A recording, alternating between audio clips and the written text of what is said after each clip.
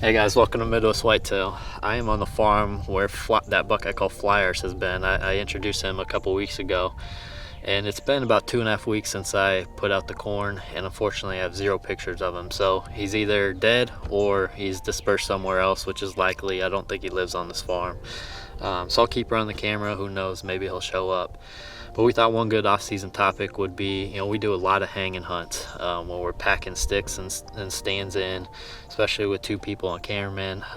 So we figured a good off-season topic would be show 1, how we put the stand sticks together for easier packing in, and 2, how we actually hang those stands, how we orient them in the tree when there's 2 people, and so on and so forth. So this first part, I'm going to show you how some different options as far as how you can pack the muddy stand with the sticks together, and then in a week or 2 I'll come back and we'll actually hang the stands, and I'll kind of show you how we do that. So let's start with packing in the stand and sticks.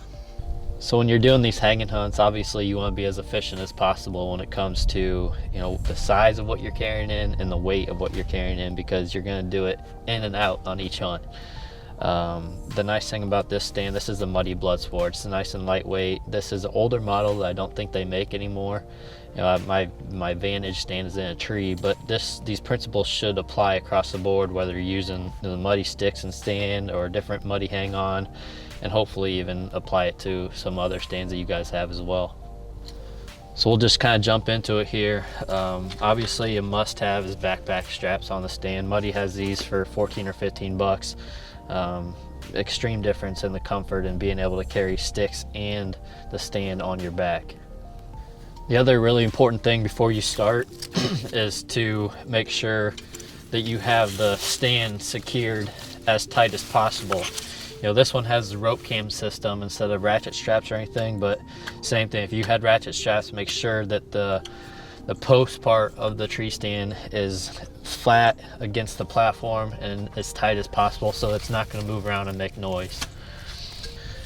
Next, I'll show you probably 3 different ways that you could possibly pack these Muddy Pro sticks to this stand. And like I said earlier, hopefully you can find different ways to tweak it depending on the setup you actually have. And I'll explain some of the differences as far as when I would do one or the other.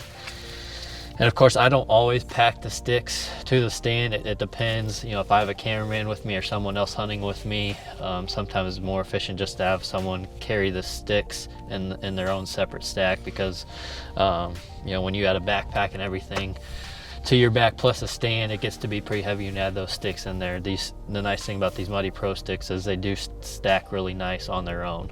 But I'll go ahead and show you a couple ways you can actually pack them to the tree stand if you're by yourself.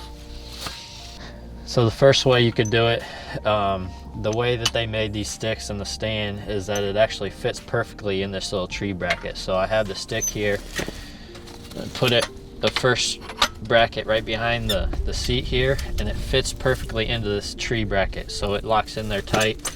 Then you just take the remaining and stack them just like you would if you were carrying them separate. So when you get that top one on there, you just take that cam rope and go all the way around the stand post and all the sticks and crank that on there tight. So now you have a stack of sticks sticking straight out the back of the stand. This is going to probably be your best bet. It's not the best for weight distribution, but it's going to be your best bet if you are walking in a long ways through a lot of brush. You don't have the sticks sticking out to the side that's going to catch on anything.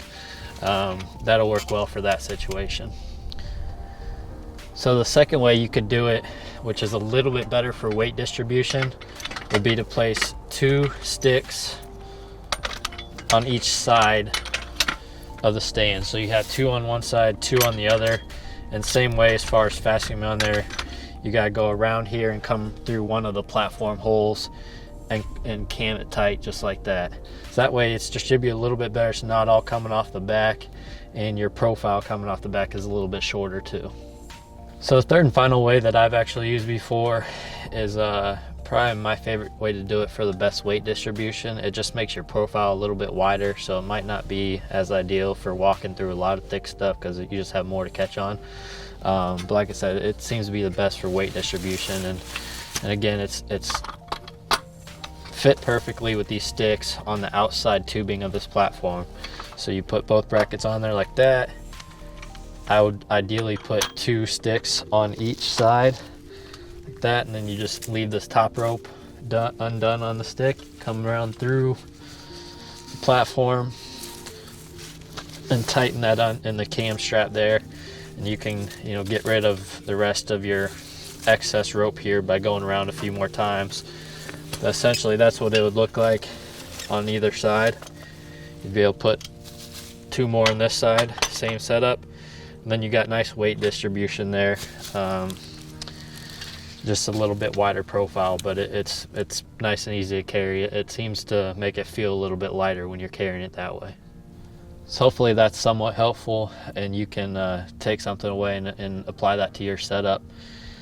Like I said earlier, in the next part of this series, we'll actually go hang a couple stands, show you how we get up the tree, and specifically how we hang the stand, how we orient in the tree, especially when there's 2 people. So we'll bring you that in the next week or 2.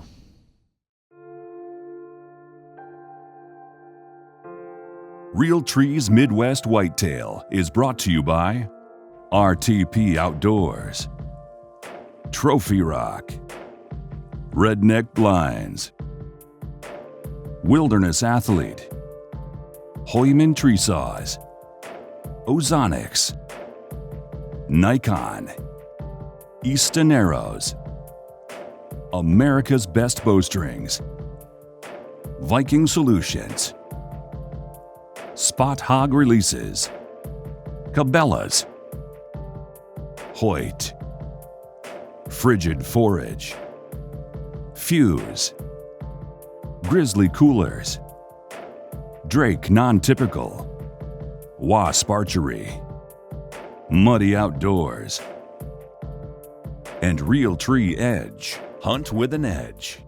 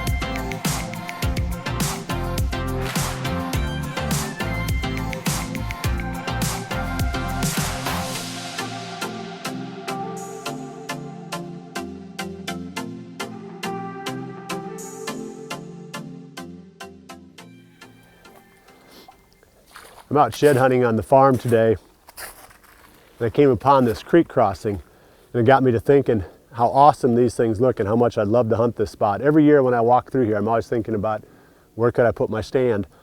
But these types of spots, if you're not careful, will just ruin your season, because as good as they look, they sort of lure you to your death because the wind swirls down in these valleys. There's really 2 types of creek crossings. One that works good, and that's on the flat country, like out in the plains, some of the places that you can hunt in Kansas or Nebraska, where you don't get that swirling wind. And then you've got these types of creek crossings here where you're down in the valleys, then the wind swirls all over the place and every deer knows that you're there. So you want to be really careful. As good as this looks, you just got to hunt them very carefully, or you can ruin your hunting spot before the season even gets going. There's only one way you can really do this. If the wind is perfectly up and down the creek, you got some chance of hunting it without the swirling. Well, that's it for this week. I appreciate you joining me. We'll see you right back here again next week for the next episode of Midwest Whitetail. And remember to always dream big.